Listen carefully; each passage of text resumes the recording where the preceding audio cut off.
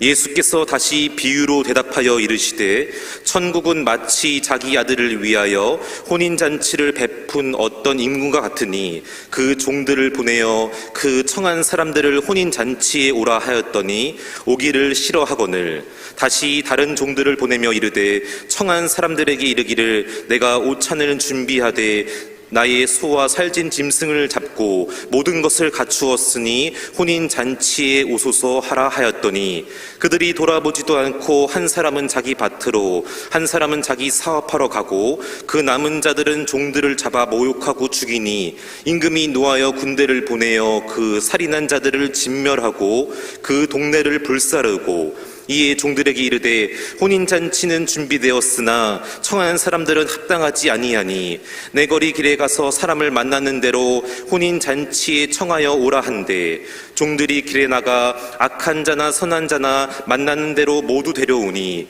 혼인잔치에 손님들이 가득한지라 임금이 손님들을 보러 들어올세 거기서 예복을 입지 않은 한 사람을 보고 이르되 친구여 어찌하여 예복을 입지 않고 여기 들어왔느냐 하니 그가 아무 말도 못하거늘 임금이 사환들에게 말하되 그 손발을 묶어 바깥 어두운 데에 내던지라 거기서 슬피 울며 이를 갈게 되리라 하니라 청함을 받은 자는 많되 택함을 입은 자는 적으니라.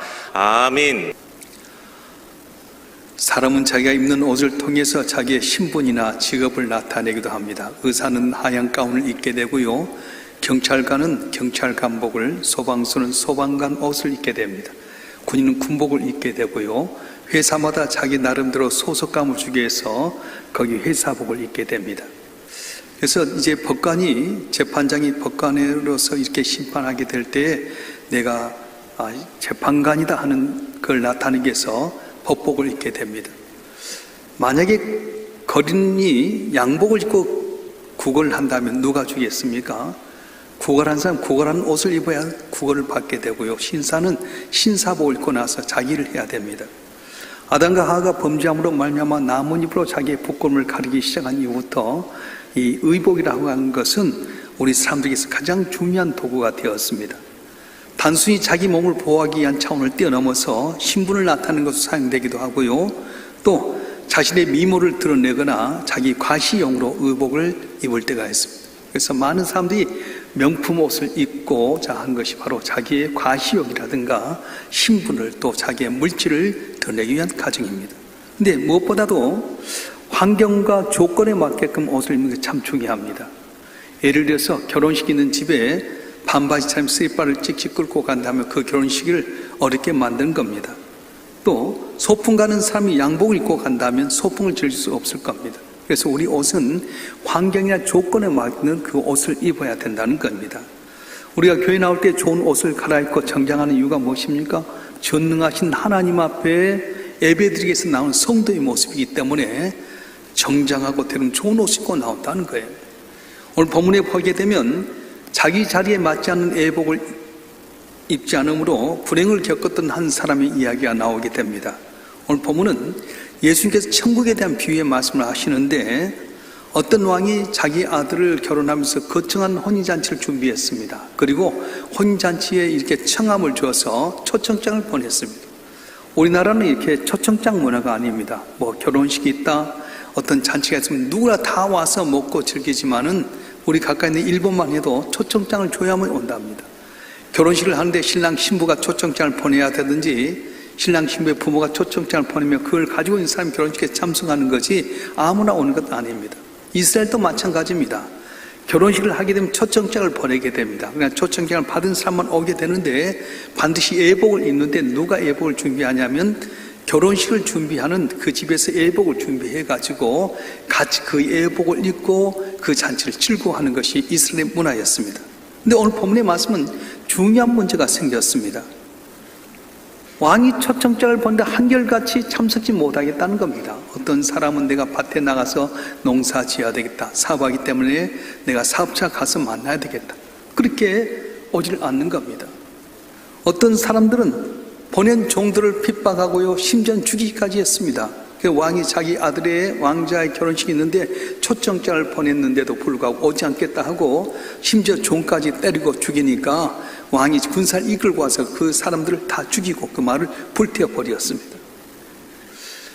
그런데 오늘 본문의 말씀에 보게 되면 이 구별돼서 초청받은 사람이 오지 못하니까 왕은 자기 아들의 이 결혼잔치를 위해서 종에게 말합니다. 너는 사방대에 나가서 사그런 사람들을 다 불러오너라. 누군지 불러와서 내 아들의 결혼잔치에 참여해라. 그렇게 길을 열어놓았어요. 그 오늘 본문의 말씀 마태복음 22장 9절과 10절의 말씀인 거예요. 다 같이 한번 읽어볼까요? 마태복음 22장 9절과 10절 말씀 읽어보겠습니다. 시작. 내 거리 길에 가서 사람을 만나는 대로 혼인잔치에 청하여 오라 한대 종들이 길에 나가 악한 자나 선한 자나 만난 대로 못 데려오니 혼인잔치에 손님들이 가득한지라. 여기 문제는 손님이 가득했어요. 근데 거기에 모인 자들이 선한 자나 악한 자나 다 오게 됐다는 거예요. 예를 들어 왕의 혼인잔치 집에 불량배나 깡패들이 오게 된다면 그 잔치가 좋겠습니까? 그런데 청합을 받은 사람이 오지 않으니까 사거리가 다 오다 해서 다 사람이 왔어요. 그리고 임금이 준비한 애복을 입고 잔치에 참여하게 됩니다. 사람이 많으니까 복적기를 하면서 왕이 기분이 좋았어요. 그래서 한 사람 만나러 가는데 그 중에 한 사람만 애복을 입지 않았습니다. 너는 어떻게 해서 애복을 입지 않았느냐? 유구무원입니다. 왜냐하면 애복을 준비한 사람이 본인이 아니라 왕이었기 때문에 그렇습니다. 아마도 이 사람은 왕이 자기에게 준 애복보다 자기 입고 있는 옷이 더 좋다고 생각이 돼서 안 입을 수도 있겠고요. 애복을 갈아입을 수 있는 시간이 없어서 틈이 안 나서 못 입을 수도 있습니다. 어쨌든 애복을 안 입었을 때 왕이 진노하면서 이 사람을 꽁꽁 묶어갖고 밖에 내보내서 슬피 울며 감히 있으리라 이렇게 표현한 것이 오늘 본문의 말씀입니다.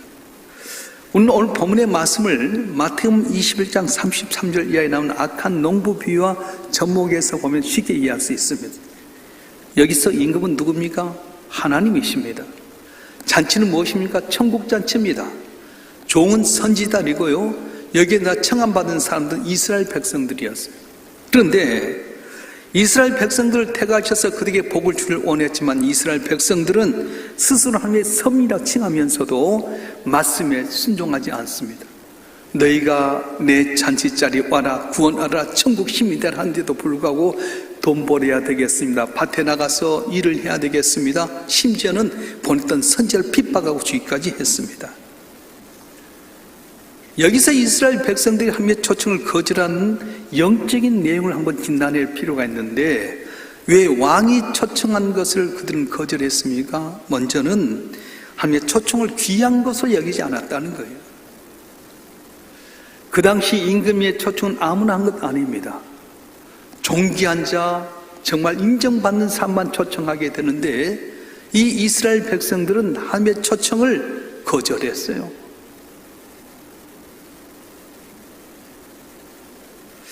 우리가 하나님의 백성으로 초청받던 게 얼마나 귀한지 모릅니다. 왜 세상 사람들이 예수 믿고 구원받으러 오라 하면 안 믿습니까? 그들은 이 구원이 얼마나 큰지 몰라요. 예수 믿고 천국 가는 게 얼마나 귀한지 모르기 때문에 오늘도 예수 안 믿을 때가 많다는 겁니다. 마태복음 13장에 보면 예수님께서 비유로 말씀하셨는데 뭘 이야기합니까? 보화가 밭에 감추어져 있었는데 한 사람이 보화를 발견하게 되면 소장농이었던 사람이 모든 돈을 가지고 이 밭을 사서 그 보화를 자기를 갖지 않겠느냐.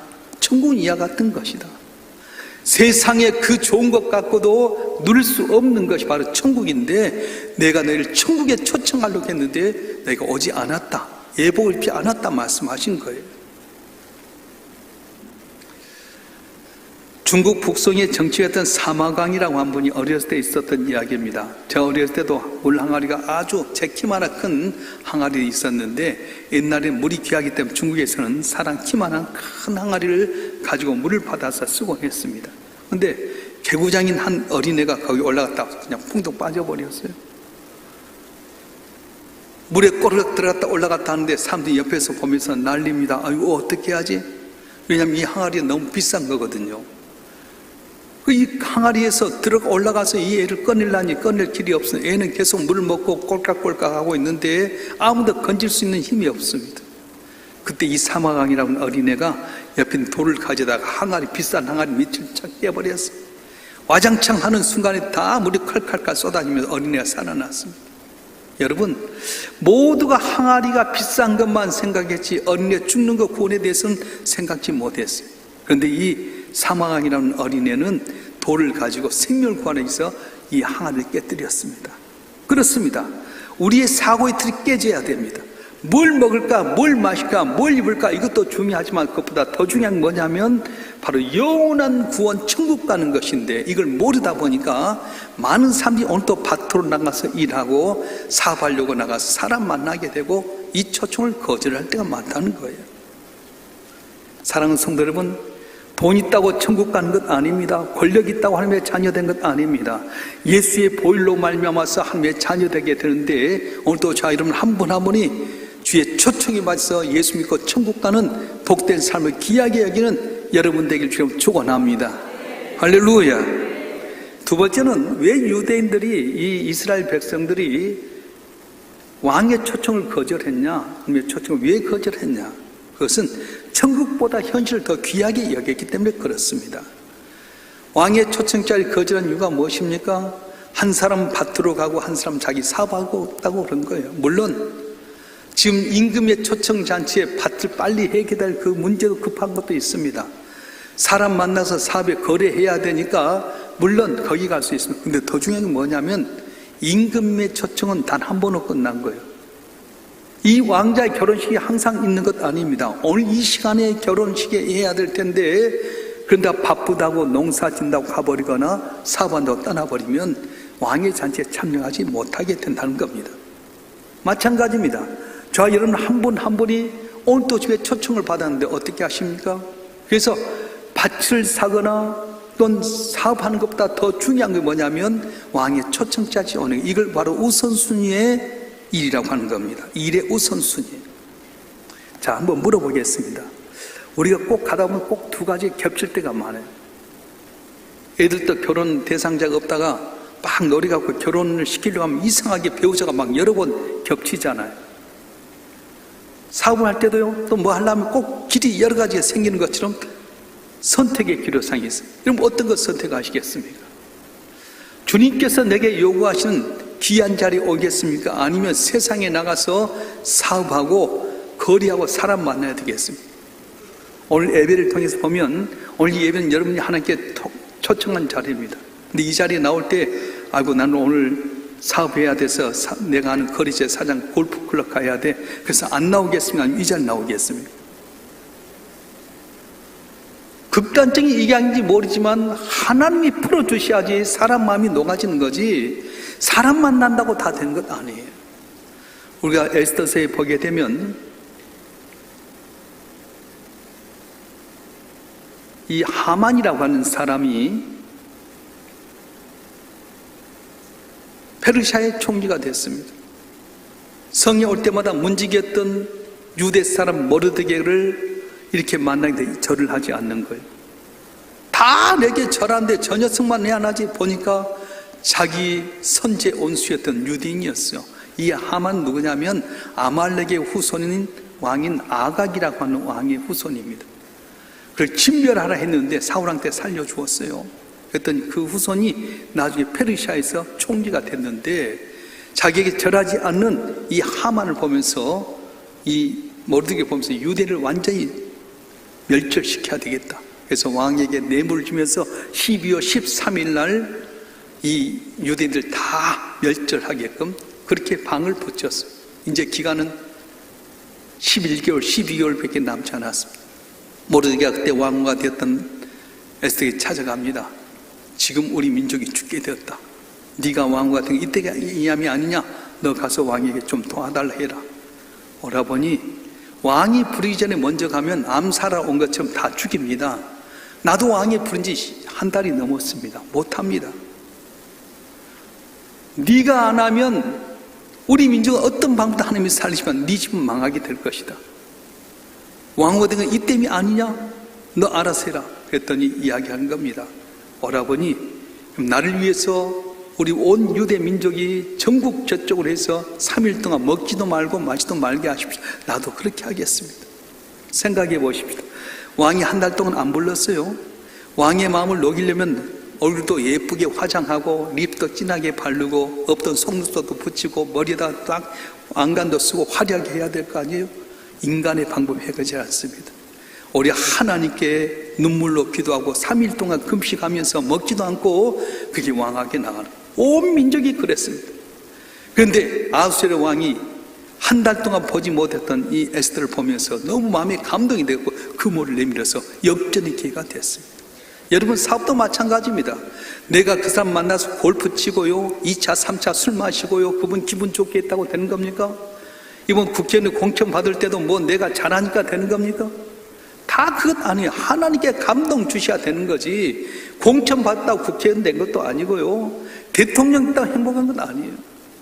하나님께 길 열어주셔야지 하늘마다 잘 되게 되고 하나님 복을 주셔야 형통하게 되는데 우리는 뭘 선택하겠습니까? 뭘 우선순위 하겠습니까? 여러분, 한 분 한 분을 오늘 이 초청잔치에 초청했을 때 여러분 과연 어떻게 하실 겁니까? 여러분, 한 분 한 분 왕이신 하나님이 나를 이 자리에 초청했을 때 우선순위로 이 자리에 나와서 예배함으로 말미암아서 승리하고 복을 받는 여러분 되길 주님으로 축원합니다. 축원합니다.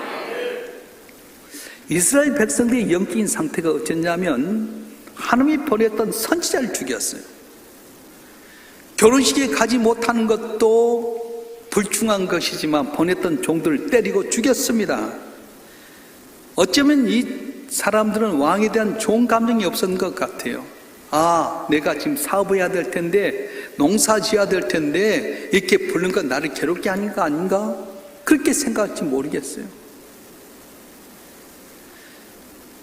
그런데 그것보다 더 중요한 것은 왕이 보냈던 이 하나님의 종을 죽였다고 하는 것은 영적인 분별력이 없었다는 거예요. 영적으로 죽었다는 거예요. 뭐가 옳고 뭐가 그러다는 걸 분별하지 못했습니다. 이스라엘 백성들이 바로 그랬습니다. 하나님 떠나 범죄의 자리에 앉아있으며 자기의 범죄를 몰랐어요. 그래서 하나님께서는 선지자를 통해서 회개해라, 주님 앞에 돌아와라. 너희가 우상을 섬기고 있지만 그 우상은 헛된 것이다, 죽은 것이다, 하나님만 바라보라 했는데 그것이 싫었어요. 그래서 선지자를 죽이고 찢어 죽이고요, 괴롭게 만들었던 것입니다. 그래서 하나님께서는 영적인 면에서 죽어있는 이스라엘 백성들을 버리고 밖에 나가서 누구니 다 오게 해라 해서 부른 것이 바로 이방이었던 우리들이었어요. 흑인이든 백인이든 나이 들었든 젊었든 돈 있든 없었든 배웠든 못 배웠든 누군지 주 앞에 초청을 했습니다. 두 번째 초청받은 사람 구별이 없습니다. 누구나 다 초청되었습니다. 누구라도 올 수 있습니다. 악한 자라도 올 수 있게 되고 죄진 자라도 올 수 있습니다. 그 사람이 누구냐? 바로 저와 여러분입니다. 그래서 우리 예복을 잊기만 하면 악한 자도 죄인도 누군지 주 앞에 올 수 있는 길이 열려졌던 것입니다. 자, 그래서 사도 바울은 로마서 11장 30절에 이걸 한마디로 이야기할 텐데요, 한번 읽어보겠습니다. 로마서 11장 30절 말씀 시작. 너희가 전에 하나님께 순종치 아니하더니 이스라엘 순종치 아니함으로 이제 긍휼을 입었느니라. 아멘. 이스라엘 백성이 선택을 받았습니다. 초청을 받았는데 거절하니까 오히려 우리들 이방인들이 긍휼을 입어서 하나님의 자녀가 되는 길이 열렸다고 말씀하는 겁니다. 이게 바로 은혜입니다. 내가 하나님의 자녀 되는 길이 내가 돈 있고 권력 있고 힘써서 된 것 아닙니다. 내 의로 된 것이 아니라 전적인 하나님의 은혜예요. 자, 혼인잔치의 자리에 부르심받은 우리들이 하나님께 마련해 주신 혼인잔치에 들어가기 전에 예복을 입어야 될 텐데 이 예복이 뭐냐? 그건 예수를 내가 구주로 믿는 순간에 예수의 보혈로 말미암아 깨끗이 씻음 받은 새 예복, 다시 세마포 옷이 바로 믿음이라고 하는 거예요. 물어보겠습니다. 예수님 하나님의 아들인 거 믿습니까? 예수님 나를 위해서 십자가 처지 못 박혀 죽으실 때 피와 물을 다 쏟기까지 희생을 믿습니까? 3년만 죽었다 사는 거 믿습니까? 그러면 우리는 흠이 많든 죄인이든 살인자든 어떤 죄를 지었을지라도 세마포 옷을, 예수의 보혈로 씻김받은 세마포 옷을 입어서 하나님 앞에는 예복에 들어가서 천국에 대해 구원받는 은혜가 있게 된다는 거예요. 지금 인터넷에 이제 카톡으로 제게 온 것인데 3월 14일 날이 신천지 40주년이랍니다. 처음에 시작은 어떻게 했을지 모르지만 신천지 이만희 교주가 자기가 바로 메시아다. 그래서 어떤 경고를 내느냐, 이번에 모임 안 오면 명단에 빼버리겠다. 그 명단에 빼버리겠다는 말은 구원받는 천국에 있는 기록된 명단을 빼버리겠다는 거예요. 자기가 주는 겁니까? 지도 죽을 텐데. 틀림없이 예언하는데 그분은 죽었다가 심판대 가면 너는 나를 사칭했기 때문에 영원한 지옥골에서 영원히 들어 고통받아, 아마 그럴 거예요. 아멘도 안 한 것 보래. 신천지 여러분, 이만희 얼마씩 죽어요? 나이가 지금 몇 살인데. 우리는 내가 어떤 의로움이라든가 어떤 힘이나 능력이나 지식이나 재능으로 구원받는 것이 아니라 나사렛 예수, 하나님의 하나밖에 없는 아들이 나를 위해서 십자가에 못 박혀 죽으셔서 흘리신 피로 말미암아 내가 그를 믿을 때에 이 피로 완전히 깨끗이 씻음받은 세마포옷을 입어서 저 앞에 나가는 길이 열려진 줄 믿습니다. 할렐루야. 그래서 이사야 선지자는 이것을 이렇게 고백합니다. 이사야서 61장 10절 말씀 다 같이 한번 읽어보겠습니다. 이사야 61장 10절 시작.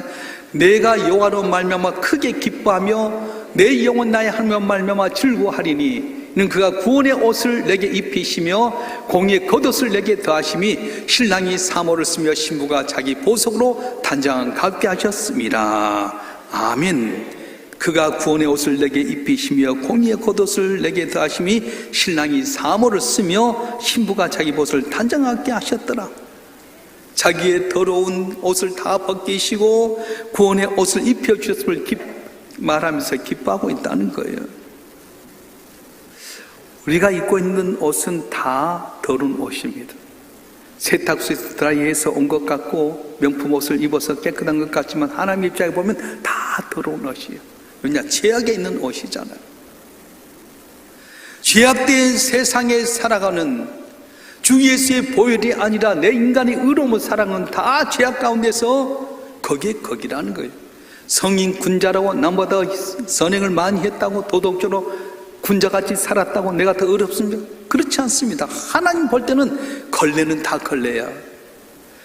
우리가 아무리 좋은 것 입어도 하나님 입장에서 보면 다 넉모와 같습니다. 그런데 못 배워도 못 가져도 능력 없어도 예수를 나의 구주로 믿으면 내가 가지고 있는 넉모 같은 옷 위에다가 바로 예수의 세마포 옷을, 보혈로 씻은 세마포 옷을 덧입혀서 우리 죄가 가려지게 만드시다. 이거 칭의라고 그럽니다.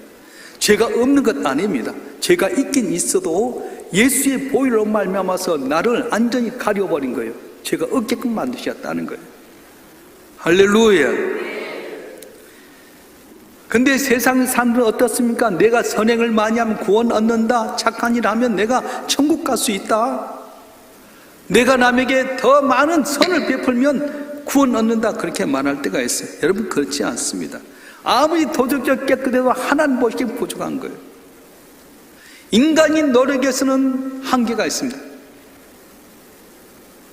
우리가 집에다 이제 좋은 냉장고를 샀다 합시다. 근데 선이 부족하면 어떻게 되죠? 안 달면 작동 안 되잖아요. 근데 부족한 그것을 어떻게 하면 다른 선을 이어갖고 연결하면 전기가 연결되듯이 아무리 인간이 노력하고 애써도 하나님 앞에 구원에 이르기까지는 90%, 98%, 2% 부족은 안 되는 거예요. 근데 다른 종교는 다 자연 종교인데 기독교는 계시 종교입니다. 내가 부족한 부분을 누가 채웠냐? 주님이 채워주신 거예요. 할렐루야. 30% 인생밖에 안 돼도 10% 인생밖에 안 돼도 예수도 하나님의 아들이 이 땅에 오셔서 내 손 잡아주시면 죄인이 의롭게 되고 구원받게 되고 영원한 천국을 얻게 된 줄로 믿습니다. 할렐루야. 그래서 우리가 예복을 입으면 다 잔치 자리에 들어가는데 문제는 오늘 본문에 왕의 잔치에 초대받았지만은 들어갔는데 한 사람만이 예복을 안 입었다는 것입니다. 너무 바빴는지 자기 옷이 너무 좋았는지 모르지만 예복을 안 입었어요. 그래서 쫓겨나고 말았습니다. 그런데 오늘 본문의 말씀 뭐라고 말씀합니까? 오늘 마태복음 22장 14절 말씀 한번 읽어보겠습니다. 마태복음 22장 14절 시작. 청함을 받은 자는 많되 택함을 입은 자는 적으니라. 아멘. 다시 한번 시작. 청함을 받은 자는 많되 택함을 입은 자는 적으니라. 혼인잔치에 청함을 받았어요. 근데 와서 택함 받은 사람 적다고 말씀합니다. 왜 그렇습니까? 두 가지 이유인데, 첫 번째는 하나님의 초청을 거절했기 때문이고, 또 다른 하나는 함께 주변 애복을 입지 않았다는 거예요. 저 여러분 한 분 한 분 지금 하나님의 초청을 받은 예배당이 나왔습니다. 문제는 내가 하나님께 준비한 예복을 입고 있었느냐가 중요합니다. 자, 하나님의 초청자리 참여했음에도 불구하고 아직도 세상에 입고 있던 내 옷을 입고 있지는 않습니까? 예수님 시대의 바리새인처럼 하나님이 입혀준 은혜의 예복보다는 내 의로움, 내 지식, 내 경험, 내 상식 갖고 신앙생활하려고 하지 않습니까? 깨달아야 돼요. 전 제가 지나온 가정이 너무 하나님 은혜로 살았지만 그때는 그 은혜인 줄 몰랐어요. 영락교에 있을 때, 영락교는 교육자들에게 한 달에 한 번씩 여전도에서, 권사에서 식사를 잘 대접합니다. 그래서 교회에서 정성을 다해서 준비하기도 하고요. 옆에 있는 세종 호텔이나 아니면은 신라 호텔에 가서 식사를 다 대접해요. 근데 우리는 매번 하다 보니까 귀한지를 모르고 그 잔치 해놨는데 다 신방 간다고 다 가버렸어요. 그들이 정성을 해줬는데 왜 우리가 똑똑하고 잘나서? 아니에요. 하나님의 종으로서 우리를 위해 축복하고 우리를 위해서 말씀 전해주니까 주의 이름으로 말미암아 대접했는데 그 당시는 몰랐어. 명성교도요 잘 대접합니다. 김상원 목사님 대접하면서 혼자만 대접하면 교육자를 다 대접하죠. 50명씩 데리고 목사님과 같이 가서 좋은 고깃집에 밥을 먹어요. 그러면 고깃값이 50명 먹으면 얼마나 많이 나와요. 우리가 똑똑하고 잘나서? 아니에요. 김삼환 목사님 그늘에 있는 우리들을 하나님의 종이라고, 하나님의 일꾼이라고 해서 준 거지. 내가 똑똑하다고 해서 그분이 나 대접하는 겁니까? 마찬가지입니다. 내가 똑똑하고 잘나서 내가 구원받고 천국 받는 거예요? 아니요. 내 힘들은 하나도 할 수 없지만 예수의 보혈, 하나님의 하나밖에 없는 아들이 날 위해서 십자가에 못 박혀 죽기까지 희생하셔서 내 죄를 십자가의 보혈로 덮어버려가지고 하나님의 자녀를 하니까 예수님 때문에 복을 주는 거지, 내 의로움이나 잘하면 똑똑함이 아니라고 하는 것입니다. 그래서 교회는 내 경험, 내 생각 갖고 하지 않습니다. 자기 이익 갖고 신앙생활을 한 것 아닙니다. 우린 다 하나님의 은혜예요. 멸망당할 수밖에 없는 존재였는데, 구원받지 못할 존재였는데 하나님의 아들 예수님께서 이 땅에 오셔서 십자가 처절히 고난당하셔서 내가 당해야 될 고난을 대신 당하시는 말미암아 그분 때문에 내가 구원받았기 때문에 교회는 어떻게 하는 거예요? 난 개척하면서 정했던 표가 지금도 너무 감사한 거예요. 우리 교회 표가 뭐죠? 칭찬하는 교회, 자랑하는 교회, 남을 나보다 낫게 여기는 교회. 내 자랑하지 말라는 거예요. 왜 한국교회에 다툼이 있습니까? 자기 의를 나타내잖아요. 내 실력, 내 방법, 그것 같아 안 된다는 거예요. 교회에서 큰 소 친 사람 해봐요. 그래, 교회 잘 되게 해?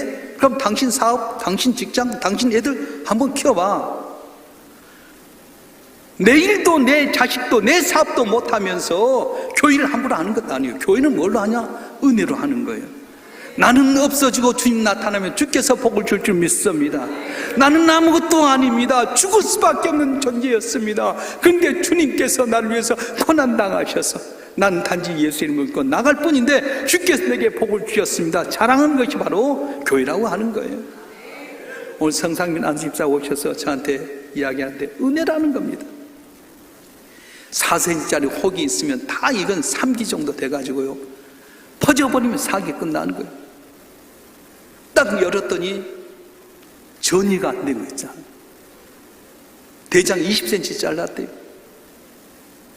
근데 보통 세브란스 병원 일주일에 다 나가려 하잖아요. 그래서 나가라고 했는데 주일날 갑자기 염증 수치가 정상인데 갑자기 200까지 올랐대요. 0에서 8까지인데 200까지 올라가지고 의사도 깜짝 놀래고 김은하고 원사가 나가면 죽습니다.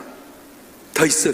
그래가지고 더 있으면 다 치료해요. 다른 사람들은 다 일주일만 나가고 위 절제했던 사람 나갔다가 일주일만 폐쇄증이 돼갖고 다시 와서 수술했는데 성상비상 그대로 거기 2주 동안 있으면 다 치료했다는 거예요. 그리고 대의사 대론이 났잖아요. 만약 그때 수술 안 했으면 이 의료 대란 때문에 수술도 못 할 텐데 안수집사님 고백은 은혜였다는 거예요. 백 쓰고 돈 있어서가 아니라 하나님의 은혜였습니다. 고백하더라. 그렇습니다. 여러분 나타났던 그 일이 얼마나 많습니까?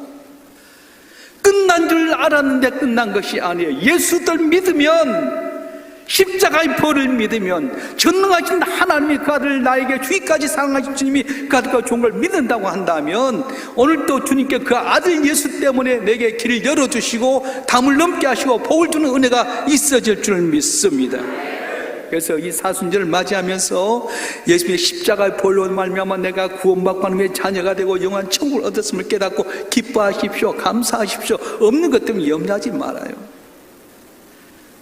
없으면 까마귀 통해서 엘리야 물어다 주었던 것처럼, 이스라엘 백성 자고 나면 만나를 주었던 것처럼, 반석에서 생수와 술 다 먹게 했던 것처럼, 오늘도 주님을 의지하고 주의 은혜에 감사하면 놀라운 기적의 역사가 일어날 줄 믿습니다. 바로 예수님께서 천국 혼인잔치를 벌이는 그 순간까지 내게 빈 은혜를 항상 기뻐하고 감사하고 충성함으로 말미암아서 복을 받는 여러분이 되었으면 참 좋겠습니다.